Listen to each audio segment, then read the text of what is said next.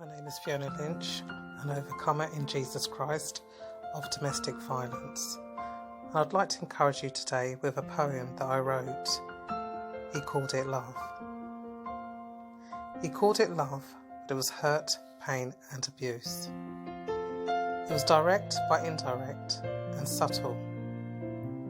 I love you, he would softly say, but deep down the daggers from his heart could be felt deep within me as his words penetrated my heart. How could he love me when he would in an instant leer at the next woman that walked by? Maybe once or even twice I could say it was just my imagination, but not the third, fourth and fifth time. Besides, surely he was not like that, or was he? Does love actually hurt this much? Surely not.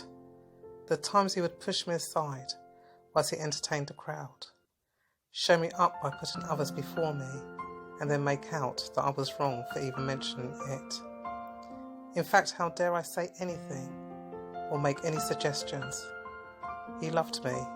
It was his kind of love. Taking the blame and justifying his actions, my heart grew heavy and my mind began to spin as my every breath and every moment began to be consumed by him.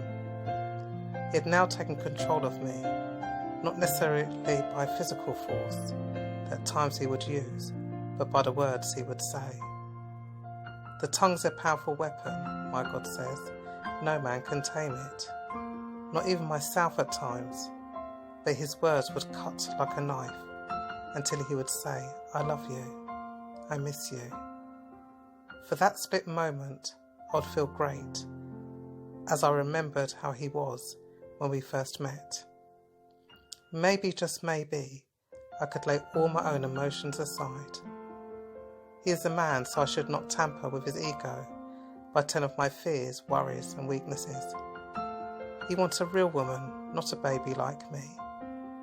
A woman that would just do as he says, not someone like me who dared to speak and say how she felt, and how at times expressed how she wanted more of him, more of his time, and expressing how he would make a mockery of her in front of her family and her friends.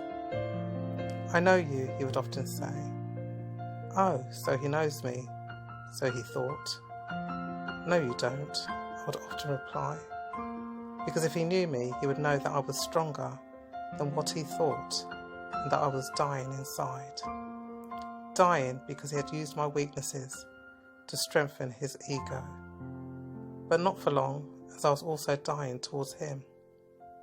Love can grow and love can die. It grows if you water it. If you trample on it and starve it, it will eventually die. He called it love, but it was hurt, pain and abuse. Saying goodbye was easy, because what he called love was not the love that I know it to be. Love is not cruel. It is not unkind. It is not self-seeking. Love is the greatest gift. Thank God I learnt about true love. If I had not, I'd be living with what he called love.